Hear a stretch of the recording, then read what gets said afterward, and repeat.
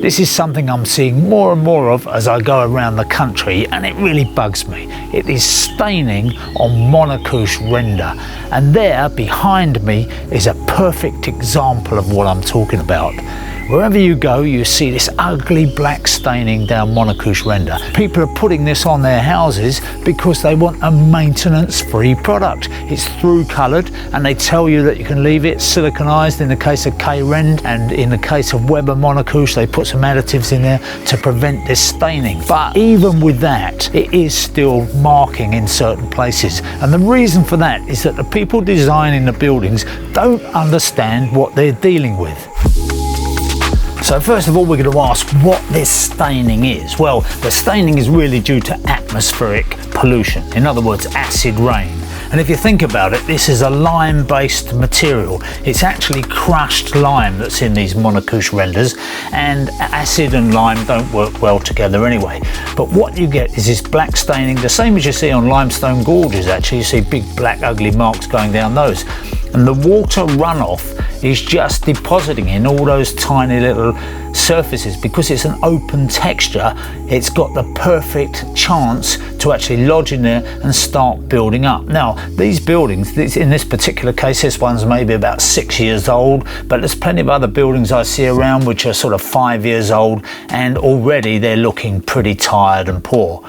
It means that the owner of the house, if they're privately owned, has got to get a jet wash, get a scrubbing brush and clean those surfaces down. And of course, once they've done that, chances are another 5 years are going to have to do it again. So it's a far from maintenance-free product. The reason is that in many cases where you see this staining occurring is in the detail. It's in the overhangs. Now, in a way, the architects are to blame, because the architects have given up the time-honoured principles of having a good parapet overhang, corbelling on the chimney stacks and all that kind of thing that have served us well for centuries, and they've gone for these parapets with no real runoff. You get it on gable ends where they haven't really put an overhang, they don't have a ladder overhang anymore, they just finish the tiles almost flush with the edge. And the water, even if the water drops vertically with the wind, it will get blown in towards the building. So what you have to do on these buildings is you have to make sure that if you're going to use a Monocouche render, there's nothing wrong with using a Monocouche render at all, but if you do, you've got to design the building so that it works with the building rather than against it. Now that means putting decent overhangs on. It's a very simple thing to do. At the ends of window sills you need a very, very slight upstand. You can get those, the little inserts in the plastic sills, and you can get them for all kinds of sills. If you're using a stone sill, you can get it. You can get the ends turned up slightly, and that stops that runoff on the edges which runs down the wall. You want all the water to drip off the front of the sill. Simple bit of maintenance. If you look at this example, this is just where the gutters have overrun backwards, so the gutters are either not adequate or they're blocked up. But as soon as you see this kind of staining, you need to get up there and do something about it, because it will only get worse.